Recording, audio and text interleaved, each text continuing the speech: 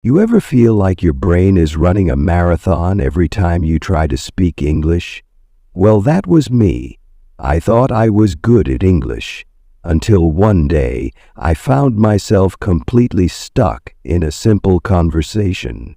It was a regular afternoon. I was walking through the park feeling good when a friendly old man sitting on a bench smiled at me and said, "Nice weather today, huh?" Now, a native English speaker would just reply with something like, "Yeah, perfect day for a walk. Sure is, I hope it stays this way," or even just totally. But me? Oh no. My brain decided to take a completely different route. First, it translated his sentence into my native language. Then it tried to construct a perfect response in my native language. And then it attempted to translate that response back into English. By the time I figured out what to say, the man had already moved on to feeding the birds. I stood there, feeling like I just lost a battle with my own brain. And that was the moment I realized I wasn't thinking in English, I was translating, and that was slowing me down. You ever wonder why kids learn languages so fast? It's not because they're smarter than us. It's because they never translate, they just absorb and repeat. But when adults learn a language, we make things complicated. We focus too much on grammar rules. We try to translate every word in our head. We feel embarrassed if we don't say something perfectly, and all of that slows us down. So here's the first big secret to thinking in English.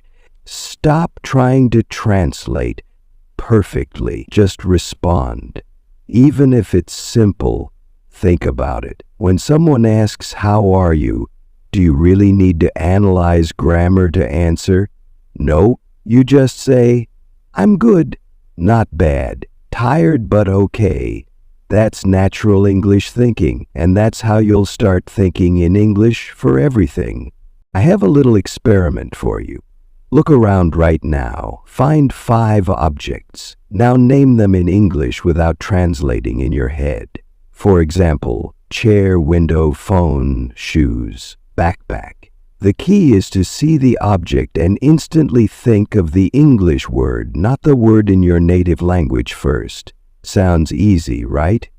Now, let's take it a step further. Try forming one simple English sentence for each object. This chair is comfortable. The window is open. I need to charge my phone. My shoes are dirty. Where's my backpack? This simple exercise rewires your brain to think in English first. Do it every day, and soon English will become your first reaction, not an afterthought. Ever notice how when people move to a new country, they start speaking the language naturally? That's because they copy native speakers, not textbooks. So, here's what you should do. Number 1. Find a native English speaker on YouTube, TV shows, podcasts. Number 2, listen to a short sentence, pause, repeat it exactly the same way. Number 3, copy their rhythm, their pronunciation, their pauses. For example, let's take this sentence.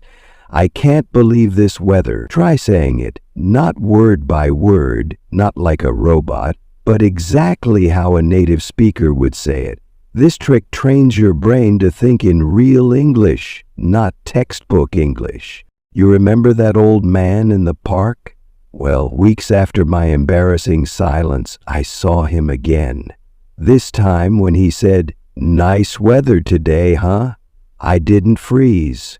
Without thinking, I replied, "Yeah, perfect day for a walk." And just like that, we started a conversation. No hesitation, no translation, just English. And let me tell you, that was one of the best feelings ever. And soon, it'll happen to you too. Happy ha-ha.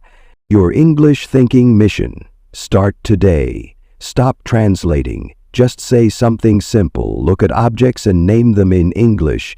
Copy native speakers, repeat sentences exactly like them, speak out loud every single day. This is how you stop thinking about English and start thinking in English. Are you ready? Your journey starts now.